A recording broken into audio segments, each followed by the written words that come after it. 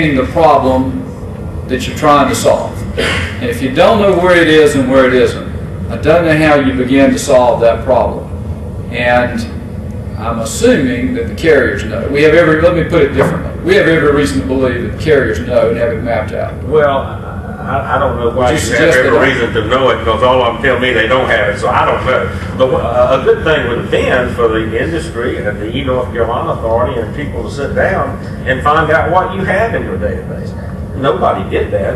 I saw this on Friday, but you were very kind to send it on. You got it. We appreciate it. You got it the moment I got it. You did, and I'll tell you, I was pressing for it sooner. But when I got it, you got it. You did, and I appreciate it. And you got it because you came and spoke to us. And I appreciate that. As did all the others. And I don't mean to be critical of anybody. We've got, we all, I mean, everybody in here wants broadband to be widely deployed in North Carolina. If I could just make a couple of other comments, and I enjoyed the presentation that Mr. Palmer made. Matter of fact, in my days at Sprint, I used to go around and make these gee whiz, ain't technology great speeches too. Had some great PowerPoints, and I don't mean this in a disparaging way, but sometimes we start focusing on things and we get into a lot of sizzle and no steak. And I'm not suggesting that's what happened in his presentation, but when we talk about economic development, I started working on economic development issues in 1980 and have been fortunate enough to go to a lot of foreign countries and several states working on economic development in the North Carolina Department of Commerce. To the best of my knowledge, and I could be wrong, and Mr. Pittman and I worked together at Sprint, I don't know a single situation in North Carolina, and there may be some that somebody can correct me, that a business has failed to locate in North Carolina because of the lack of availability of broadband service. And I don't believe there is one. Now, there may be a beauty parlor or something that's operated out of a home, but any business that's going to bring any appreciable amount of jobs in North Carolina, and if there is a company in here that will provide that, because we have fiber all over the state. Matter of fact, when I was with Sprint, we put $17 million worth of fiber down in Global Transport, and I think Embark probably has 2 customers down there. So anybody wants to go down there and take advantage of that fiber, there's plenty of it down there.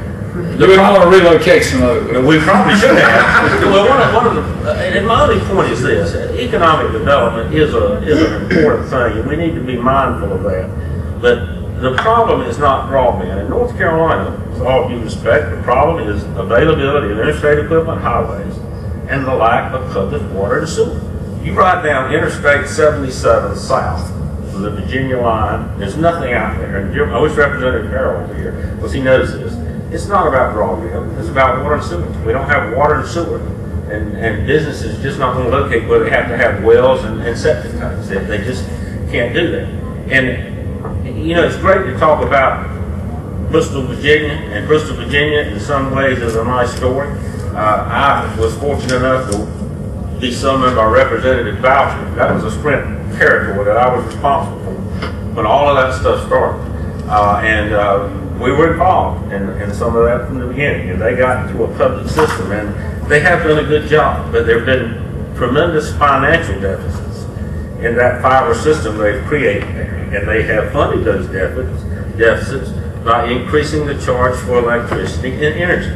And the end result is, as the energy charges have gone up, it has been a deterrent to some people coming in there. I'm not saying they haven't done a good job, they have. It's just you got to look at the whole picture, and I would encourage your staff members to go look at that total experience and see if it's been a good one or a bad one or just an okay. And it's probably going to be, it's done okay, but it's probably not the salvation for economic development. Again, I believe this committee's charge, and I won't tell you what it is because you know, was to look at things and try to come up with a comprehensive problem a solution to address all these problems in the 2009 session, and I think all of our companies are committed to that, as I know the North Carolina Authority is, and the cities and towns all over the state, and we don't mean to be negative. We're looking forward to working with you on it because it is certainly a very worthwhile one. Thanks for letting me take up your time. Good, thank you, Mr. Allen. Representative Brown. I just need to know what we need in terms of this piece to get accomplished. Right. Do we have the opportunity? Were we trying to do something with this in a short session? That's number one. Yes, if we can. And do we have time to meet again? Do we have time to get a working group? It seems to me like there's more work that needs to be done. I I agree. surely don't know enough about it. I Can we agree. get a working group, and if there's some way I can help, I'm willing, but Right. to bring something back that answers Right. some of these questions and. Let's see if there's any more public comment. Okay. Any more public comment? Yes, sir.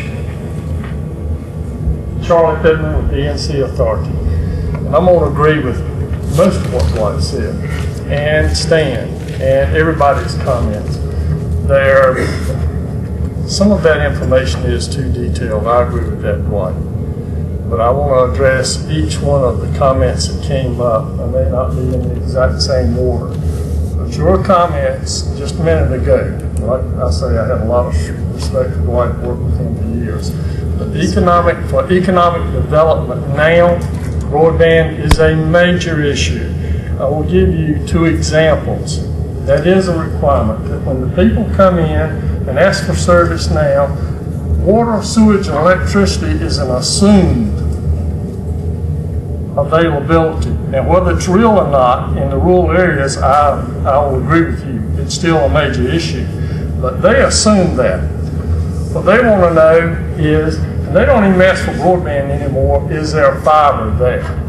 And the 2 examples I'm going to give you is Fuquay Arena, the John Deere facility, and this was several years back.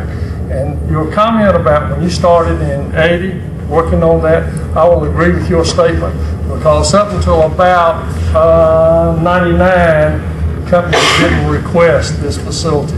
That's when fiber and broadband facilities became an issue with economic development.